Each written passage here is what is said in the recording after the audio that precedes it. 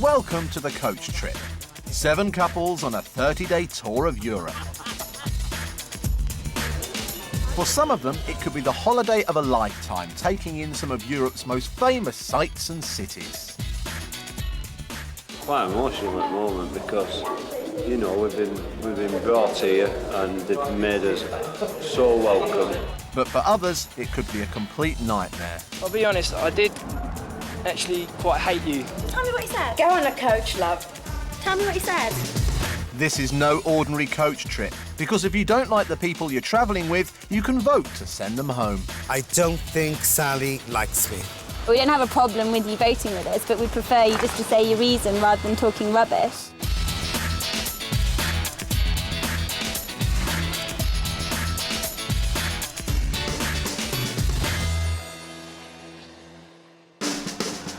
Currently travelling on the coach are Marion and Phil, Just tell it to you, all you young children at home, if you want to win, just cheat. Barbara and Pete,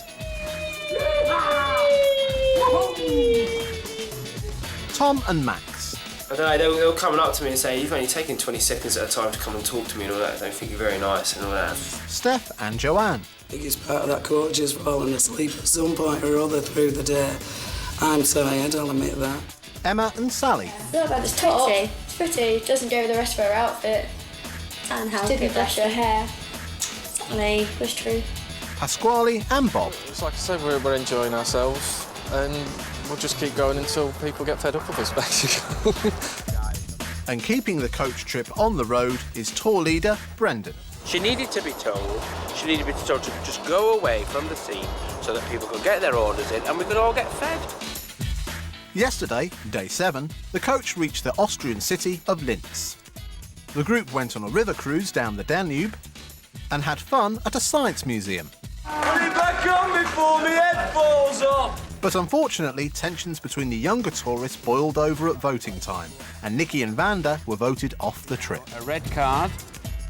They will be replaced by a new couple at some point today as the coach heads to Vienna.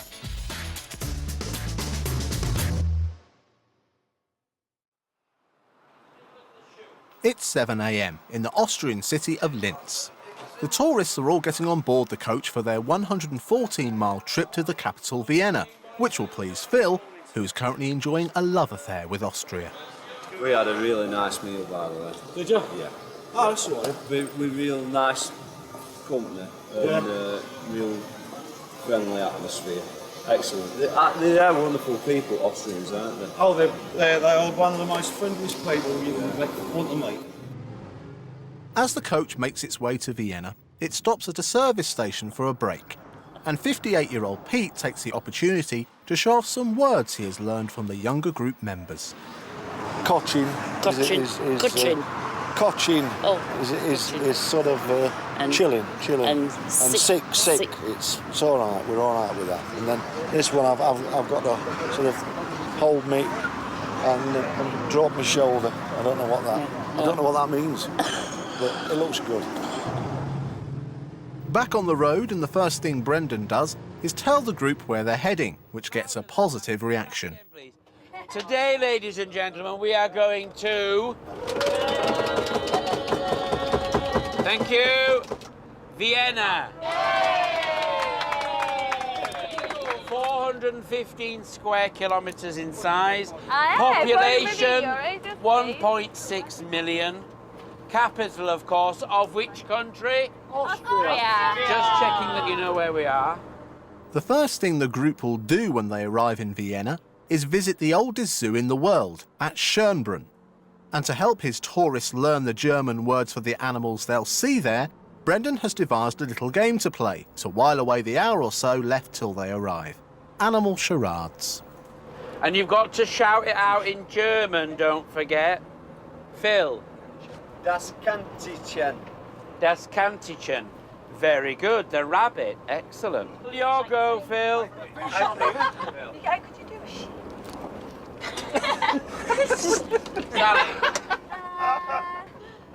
Der Frosch. The frosch, correct. Yeah, the frog. Excellent. Good efforts from everyone, but they won't let Brendan off without showing them his animal side. Make Brendan do one.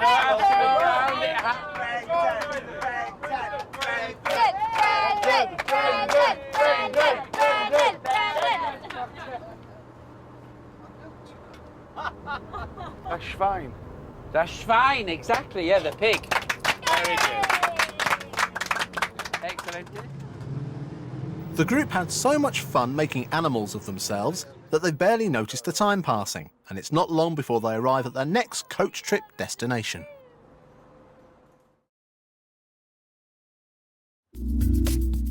Vienna is steeped in history. Capital of the Habsburg Austrian Empire from the 13th century, it has an incredible array of imperial buildings, the most impressive being the Hofburg and the Schönbrunn Palace.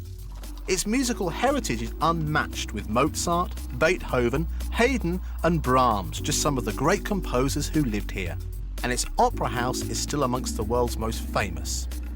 After feasting on all the sights, tourists can relax in one of Vienna's famous coffee shops, a tradition begun when retreating Turkish invaders left their coffee supplies behind in the 17th century. After their game on the coach this morning, the group are well prepared for their first port of call, which is, of course, at the zoo in Schönbrunn. The zoo is located in the grounds of the stunning Schönbrunn Palace, one of Vienna's most popular attractions. It was built as a summer residence by the rulers of the Habsburg Empire. It has 1,441 rooms, in one of which Mozart played his first royal concert, aged 6. Right, OK, guys, into the zoo, please. Thank you. The zoo itself was built in 1760 and is the world's oldest and only Baroque zoo, housing a vast variety of animals, including a pair of very rare Chinese great pandas.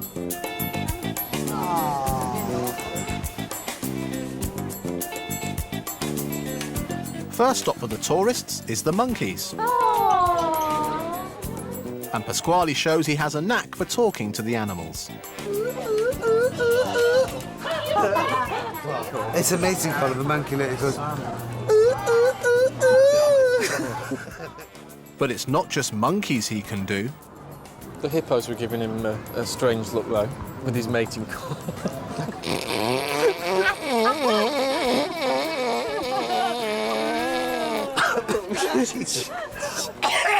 So they also find it funny, but I hear that every morning, so... Thanks.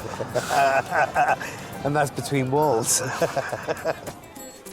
Phil is more impressed when they reach the tigers. Well, I particularly like the tiger because it's a while since I've seen a ginger pussy. So, but, especially multicoloured. Yeah. Pete and Babs have invented a game to amuse themselves. As they walk around the zoo, they are deciding which of their fellow passengers is most like the animals they see. Now, Steph waddles along behind us nicely, doesn't she? So we thought, you know, nice little waddle penguins. And we've got Bob, who's is a bit cuddly. Cuddly bear. So we've got him down as a bear. Yeah. Now, Phil... Oh, yeah, we're definite. As soon as we saw it. As soon as we saw it... One up camel. He had a ump on well yesterday, so we got him down as camel. And Pete, we decided, was a polar bear. Only from head up, though. Yeah, yeah. You know, we're not, it was air that did it. We're not going on bottom bit, fortunately. Fun at the zoo over, it's feeding time for the tourists. And after the main course, there's a special treat in store. Brendan has arranged for the group to be taught how to make the traditional Viennese dessert, apple strudel, by expert strudel maker Martin. Is somebody a little interested in how to help me, how to make me? For you? Yeah. Could you perhaps help me? No problem. So just come back, what? For the Viennese, eating cakes and pastries is one of life's richest and oldest pleasures. The apple strudel being the most famous, which consists of apples, raisins soaked in rum, butter-roasted breadcrumbs, cinnamon, sugar and a hint of lemon juice. And then it's all rolled together in fine phyllo pastry. Like a pro, I have a little apron for you. I was designated helper, so I had to wear my apron and help make the apple strudel. And it was fun. And the sight of Emma in an apron gets Max and Tom's attention. I don't know about housewife material, though. I don't know how she'd like being kept in the kitchen all day. She did look all right in an apron, though, I must say. although Sally thinks it's Martin that wants to make more than just strudel. Chef? So fancy to you. Get in there. Does she ever put her brain and her mouth together in, like, one thing? A little bit more pressure. Yes, perfect. You're a strong woman. I think this is gonna be enough. I think Emma did quite a good job, though. She did a good job. To be fair, though, she is a woman, and women are meant to cook, really, aren't they? Oh, my God. He said that, I didn't say that. So, and then the filling. We just put it on the top of our pastry, huh? Just roll the strudel with a little pressure. Yeah, and he made it look ever so easy, and oh, come on here. I thought, I might give that a try. I like trying anything first time. So he looked okay, but I thought, no, should I spoil my reputation? I might have cooked for Phil when I get home. It might be an all new thing. Of course, a special thanks to my help. Thank you. You did it very well.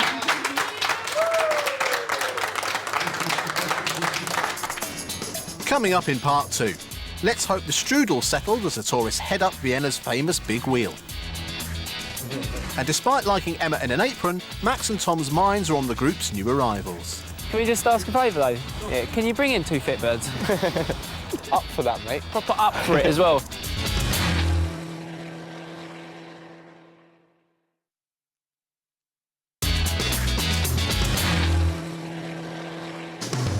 Today, the coach has arrived in the beautiful Austrian capital, Vienna. The group have already had a trip to the zoo and had a strudel making lesson. But because Nikki and Vander were red carded yesterday, the group are still one couple short, and they are waiting for the replacement travellers to arrive. They are now on their way through Vienna to their second visit. While most of the tourists amuse themselves or take in the scenery, Steph, who has struggled with the tour's pace before, needs to take a nap. And it's not the first time she's shown signs of fatigue. She just looked absolutely knackered out of it. She sat down at every opportunity. In fact, Steph and Joanne have been awarded a yellow card in the past because Steph's found the going tough. We all feel that they are actually struggling on this trip. Despite this, she still grabs 40 winks beneath a pile of coats. And for the rest of the passengers, her catnap isn't quite so relaxing.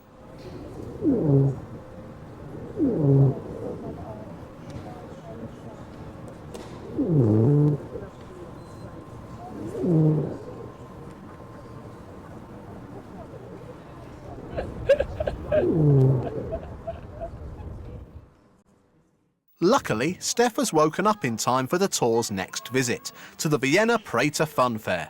Yesterday in Linz, Pasquale scored victories over Phil twice. Once during a quiz on the coach, Cheated. and once during a model car race. And the winner is Pasquale. But this could be Phil's chance to get his own back, driving something a little bit bigger.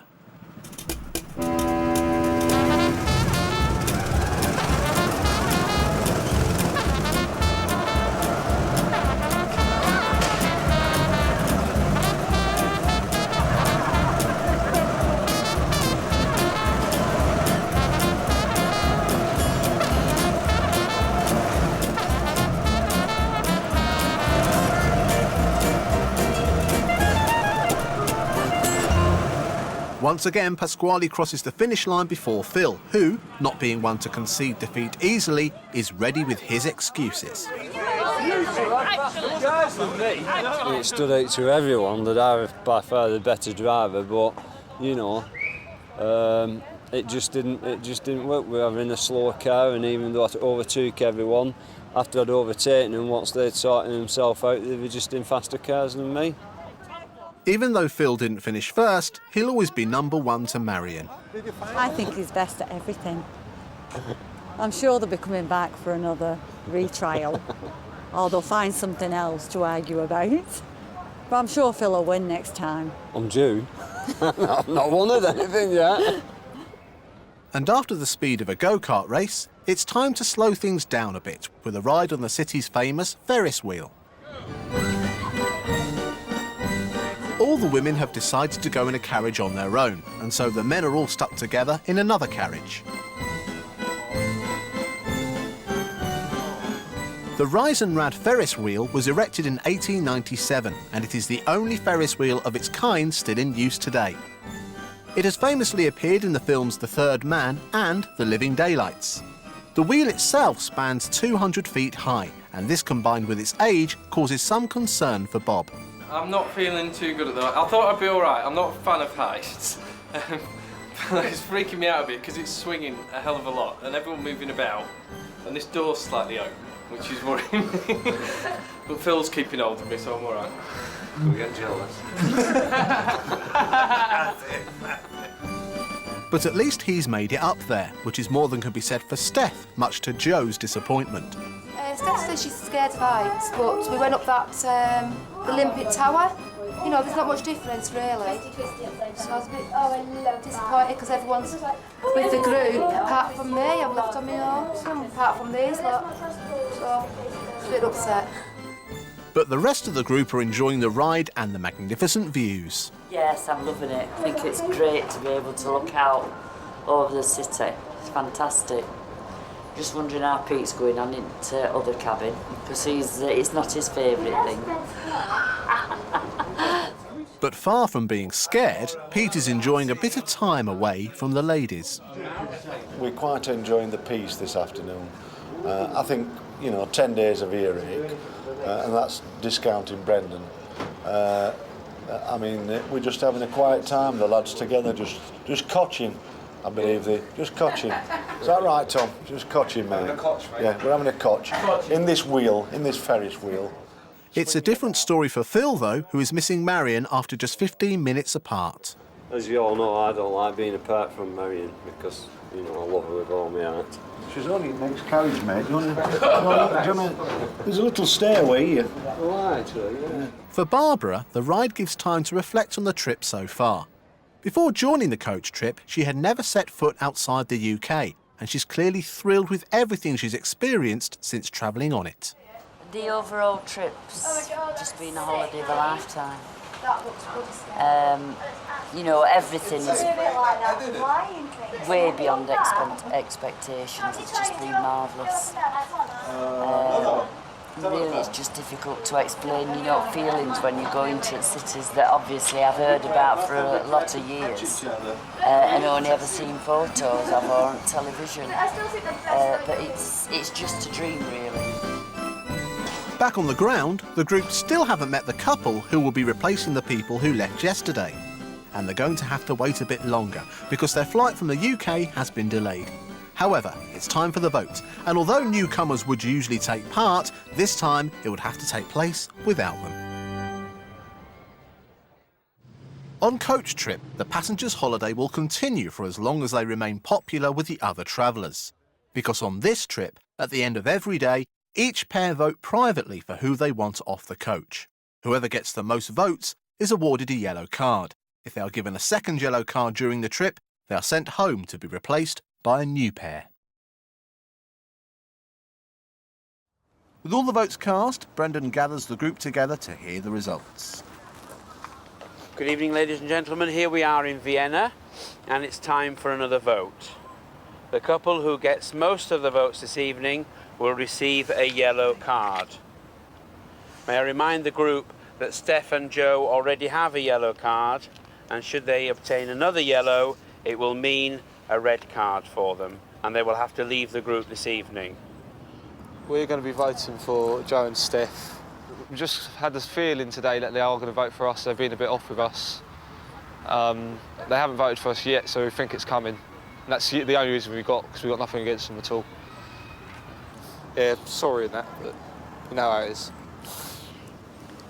Today, Peter and myself are voting for Steph and Joe. We do feel that Steph is struggling with the itinerary, and she has also had some problems with her throat. And unfortunately, you do come on as a couple. And, if our vote does lead to you going, I'm sorry about that. There is no malice whatsoever in this vote. We've gone for Tom and Max. But if they know me by now, they will realise there is no malice in this vote whatsoever. Okay, we really don't want to do this, but we are going to vote for Joe and Steph. Steph doesn't seem to be enjoying herself as much as she was at the beginning of the trip. So. And out of everyone here, they're the ones that have maybe struggled the most or whined. Tonight we're voting for Steph and Joanne. I think Steph's struggling. She struggled all the way through it. And like I said, the other 4 couples, I just couldn't possibly vote for one of them. I may be wrong, but I honestly think that you're just thinking now, perhaps we have had, you know, perhaps we haven't come into the end of my time and I've had enough. I don't. We had an inkling anyways because we have felt isolated today. Yeah. So there is no need for Steph and Joe to vote, as with 4 votes from the others, they already have the yellow card, which means they're off the trip. Thanks everybody for your votes. Well, Steph and Joe, you got 4 votes, so that's your second yellow card, which is followed by the red card. So unfortunately, we have to ask you to follow me, and we'll get your luggage and on your way home. Okay? Thank you.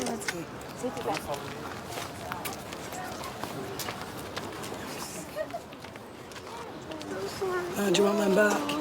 All right. We're hoping, really.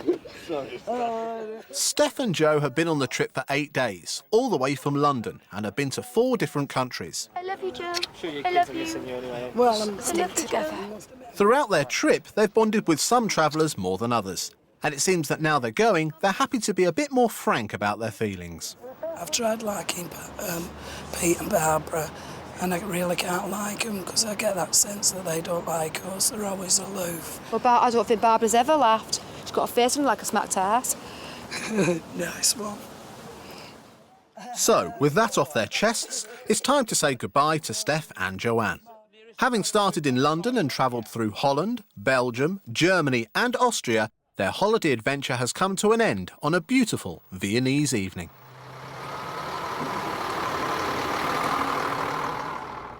But it's not the end of the excitement for the rest of the group, as Brendan has a last surprise for them. The new passengers have finally arrived from the UK. Earlier in the day, Tom and Max were pretty clear about who they wanted. Can you bring in 2 Fitbirds? Up for that, mate. Proper up for it as well. Like Latin sort of ones. No, the sort of girls that would just like flirt to stay on the show, you know me. Yeah. You know what I mean? Like D's. And I thought C's would do perky, I something, like mate, perky ones like that. Yeah. A little bit of tubbiness. Brunette though, mate. We're not asking for supermodels, just asking for like... No, we want to have a chance with them, you know what I mean? Yeah, definitely, yeah. The new passengers aren't supermodels, but they definitely are female. Whether they are up for it remains to be seen. This is Helen. Hi. Hello. Okay, let's sit down. And Rose. All right. So if you'd like to sit in, ladies. Okay, can you move that out of the way? That's right. Pleased to meet you all. Okay. Find out next time how Ellen and Rose settle into the group as the coach heads to the southern Austrian region of Styria, where they try some natural Viagra at a pumpkin seed mill. I don't think the Viagra's kicked in yet. It is only natural Viagra, so it's probably a bit slower than the normal stuff. And then burn off the energy Nordic walking. More power! As well as this, another 2 new passengers join them. We don't really set out to annoy people, do we? It just happens. Nah, yeah, it's quite easy. And there's a surprise yellow card at the vote.